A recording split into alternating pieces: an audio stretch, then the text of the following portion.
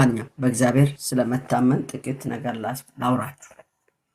ዘንድሮ በእግዚአብሔር ታመኑ፣ እመኑ። ከባድ ጊዜ ላይ ስለሆነ ብዙዎቻችን የቀለለ ይመስለኛል። ጊዜው ምንም የከበን አልመሰለኝም።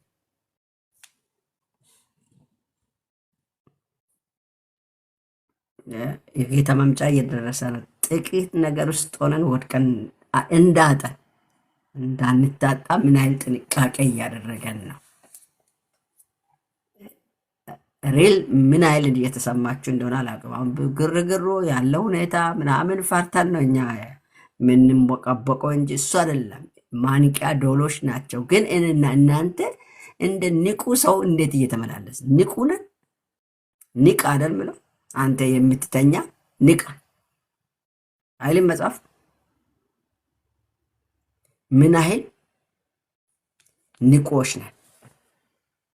እሱን ሀሳብ ጥቂት አስቡ። ንቁ ነሽ ወይ? ንቁ ነው ወይ? ነቅተሃል? በእግዚአብሔር የታመነ ሰው ንቁ ነው። ሁሌ በንቃት ይመላለሳል ብዬ አስባለሁ።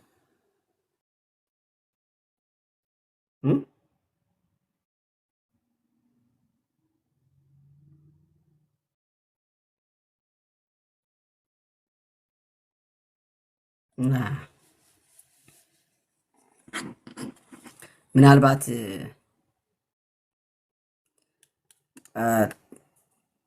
ትንቢተ ኤርምያስ ላይ ያለው ሀሳብ ያዙልኝ። ትንቢተ ኤርምያስ ላይ ምዕራፍ 17 እኔ አሁን መነሻ ሀሳብ የሚያደርገው ቁጥር 16 ላይ ያለውን ነው። ማን ነው? ቁጥር 7 ላይ ያለው ሀሳብ ነው።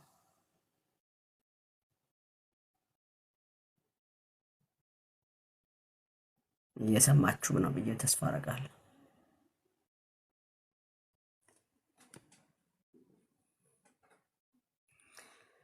ምን ያህል ታምነን እየሄድን ነው? ታማኞች ነን ወይ? በታማኝነት እየዘለቅን ነው? በታማኝነት እየተመላለስን ነው?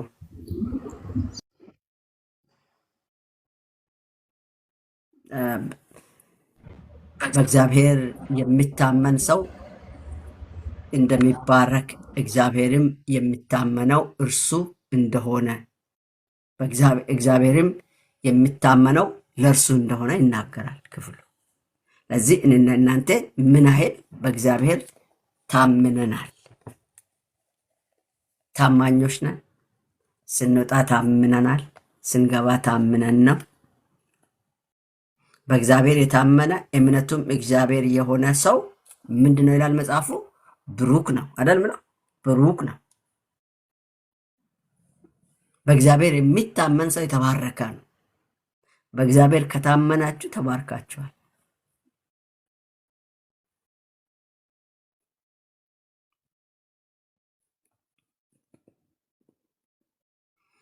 ያ የታመነውን ሰው ምን ይላል? ቁጥር 8 ላይ በውሃ አጠገብ እንደተቀመጠ እንደተተከለ በወንዝም ዳር ስሩን እንደሚዘረጋ ሙቀትም ሲመጣ እንደማይፈራ ቅጠሉም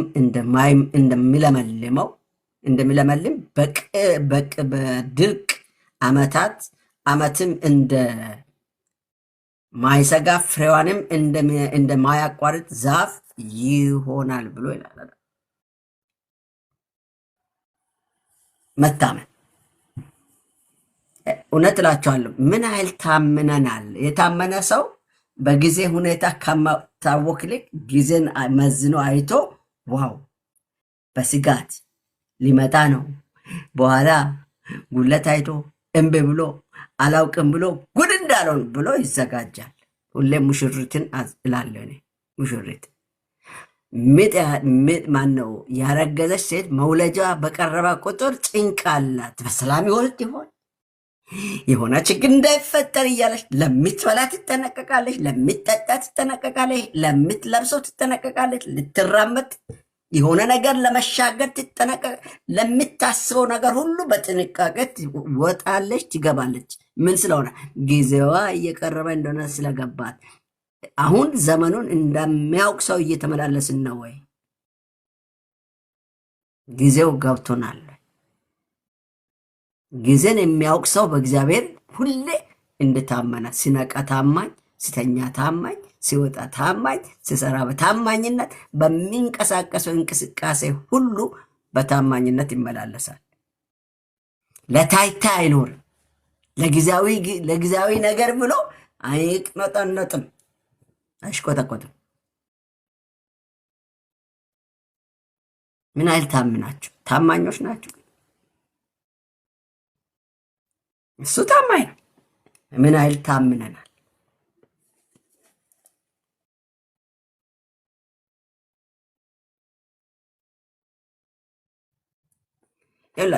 የሚታመን ሰው ጊዜያዊ ነገር ከሱ አይታጠም። የጊዜ ነገር እንኳን አይታጠበትም። ጊዜያዊ ነገሮች ከሱ ዘንድ አይጠፉ። የታመነ ሰው በእግዚአብሔር ስንታመን ይህን ነው የምንሆነው፣ ፍሬያማ እንሆናለን።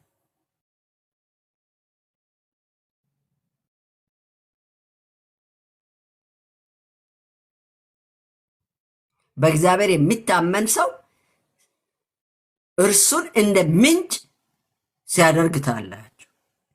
ራሱ ምንጭ ይሆናል። ምንጭ አጠገብ ያለ ሁሉ ጊዜያዊ ነገር፣ ጊዜያዊ ፍሬ፣ ጊዜያዊ መብል፣ ጊዜያዊ ነገሮች ከዛ ዛፍ ላይ አይታጠም። ታምነዋላ። ወንዝ አጠገብ ነው እኮ ያለው። ወንዝ አጠገብ ያለው ዛፍ ቅጠል ብቻ አይሆንም፣ ሁሌ አይደርቅም፣ አይጠወልቅም፣ ቅጠሉ አይረግም፣ እንደለመለመ ይሰነብታል። ተባርኮ ይኖራል። ረጋ ብሎ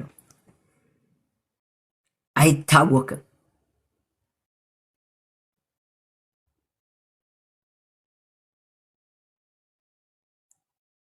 ያ ማለት የተባረከ ሰው የምትሉት እኮ የእግዚአብሔር ጥበቃና ጸጋ በላዩ ሲሆን ያየዋል፣ ይታየዋል። የእሱ ጥበቃ በላዩ ላይ እንዳለ ገብቶት ይኖራል። ጭንቅ የለው፣ ደስ ብሎት ይኖራል።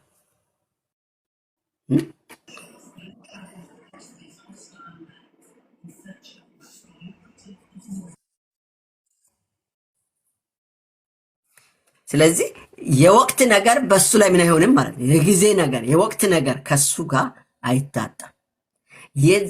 የጊዜን መብል ከሱ ዘንድ፣ የጊዜን ፍሬ ከሱ ዘንድ አታጡም። እግዚአብሔር በዚህ መንፈስ ይባርካችሁ። እሱን በመታመን ይባርካችሁ።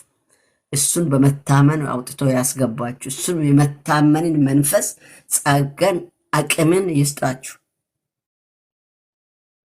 ጥልቅ የሆነ ነገር ነው እየተናገርኩኝ ያለው። ምናልባት እንዲገባችሁ በኋላ ይገባችኋል።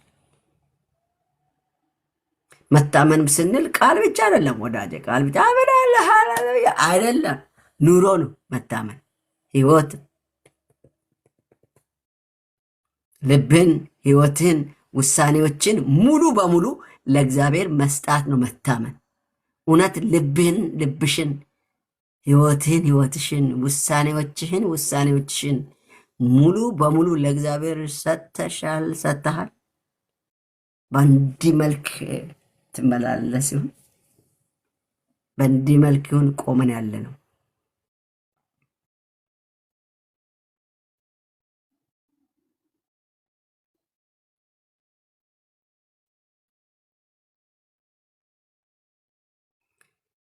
በሁኔታዎች የማይሰጋ የማይናወጥ ወይኔ ጉድፈላ ምን እንሆናለን አለቀ ዘንድሮ ምናምን ነገር ስረበሽ ትረጋጋለ። የታመና ሰው የሚረጋጋ ነው። አይታወቅም፣ ሁኔታ አያውቀውም፣ የጊዜ ሁኔታ አያውቀውም። በምድር ላይ በዓለም ላይ የሚሆን ነገር አይረብሸውም። ዘና ብሎ ይኖራላ። ምክንያቱም የታመነው ማን ነው? እስቲ በእግዚአብሔር ታመን ብላችሁ ጻፉ ለእኔ።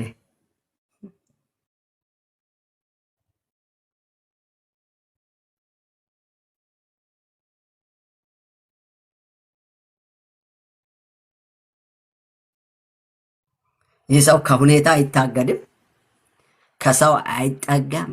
ነገር ግን እግዚአብሔር እንደ ዋና መሰረት ያደርጋል። በእግዚአብሔር የሚታመን ሰው መታመን ማለት ያ ነው። ያ የምታመን የሚለው የታመነ ሰው ልቡን፣ ህይወቱን፣ ውሳኔዎቹን ሙሉ በሙሉ በእግዚአብሔር ላይ ይጥላል። በአንዳች ነገር ምነቃነቅ የሆነ ቀጣው ቁጥር ላይ ካያችሁ እንደ በውሃ ዳር የተተከለ ዛፍ ይመስላል ይለዋል። ማንን? በእግዚአብሔር የታመነ ሰው በዛፍ በወንዝ ዳር የተተከለው ዛፍ ይላል። ስሩ ሄዶ ውሃ ለማምጣት ችግር የለውም ማለት ነው።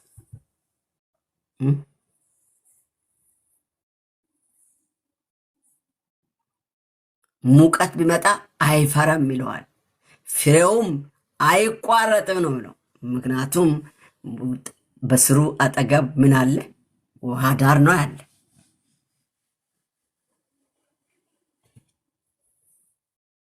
ስለዚህ የሚያሳየው በእግዚአብሔር የሚታመን ሰው በሁኔታ ምን አይልም፣ አይናወጥም። በል ይናወጣል። አሁን አብረን እየተናወጠን ያለው ከዓለም ጋር እንናወጣለን። ወይኔ ዘንድሮ እንላለን። ወይኔ ጉዴ ፈላ፣ እንዴት ነው ጊዜ እንዲናድር በጊዜ ተዘጋጅቴ የፈለግኩም ብትሆን በእግዚአብሔር ፈቃድ ውስጥ ከሆን ታልፋታለ። የትኛውም ጨለማ ቢሆን ታልፋለ። የትኛውም ምድረ በዳ ቢሆን ታልፋለ። የትኛውም ሀሩር ቢሆን ትሻገራለ፣ ትጠለላለ፣ ጥላ አለና። ስለዚህ በእግዚአብሔር ምን እንሁን? ምን ያህል ታማኞች ነን?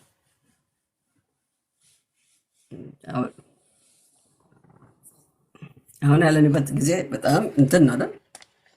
በእግዚአብሔር ቤተክርስቲያን በእግዚአብሔር ታምናለች። ከዓለም ትሻላላችሁ።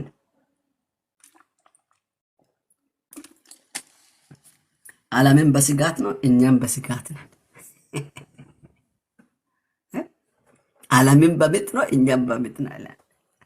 ለምድራዊ ነገር ነው ጭንቃችን፣ ለሰማዩ የምናወጥ የለም እኮ። በሰማይ ስፍራ ላይታጣ እንዳይታጣ ስፍራ እንዳያጣ ማን ነው የሚተጋው?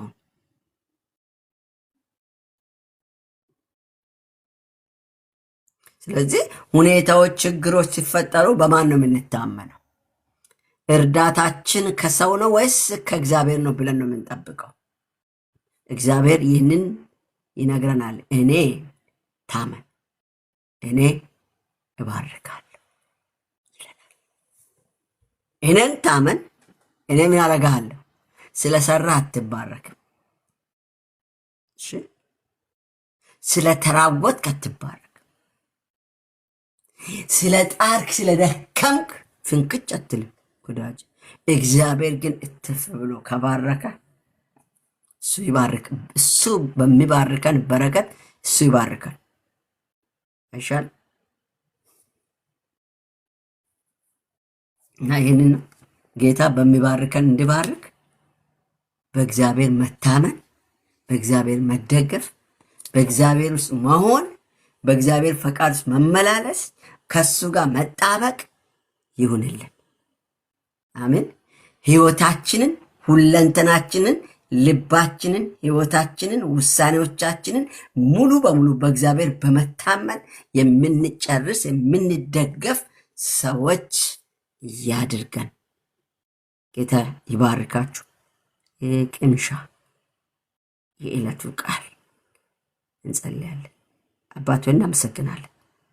በዚህ አስቸጋሪና መጨረሻ በሆነው ዘመን ላይ በመታመን በእንቴ በመደገፍ ከእንቴ ጋር በመስማማት ጊዜያችንን እንድንጨርስ አንተን ለመቀበል እንድንዘጋጅ ጸጋን አብዛለን።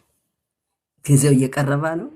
ሙሽሪትን ሊቀበል እንደሚዘጋጅ ሙሽራ ጌታ ሆይ እኛ ደግሞ ሙሽሪትም ሊቀበላት ሊወስዳት ሊመጣ ያለውን ሙሽራ ቤቷ ሆነ እንደምትጠብቅ ከደጅ ሆነው ሰርገኛው ጩኸቱ ጫጫታው እየሆነ ሲመጣ ራሷን አሰናድታ እንደምትዘጋጅ ከሚዜዎቿ ጋር እንደምትቀመጥ በኢየሱስ ክርስቶስም በመጨረሻ ዘመን ላይ እንዳለ ሰው በመዘጋጀት ራሳችንን በማዘጋጀት በእንተ በመታመን መጠበቅ የምንችልበትን አቅም አብዛለን። ሁሉ ለስም ክብር ይሁን። ጊዜያችንን ስለባረክ እናመሰግንሃለን። በኢየሱስ ጌታ ስም አሜን። ተባረኩ። ጨረስኩ።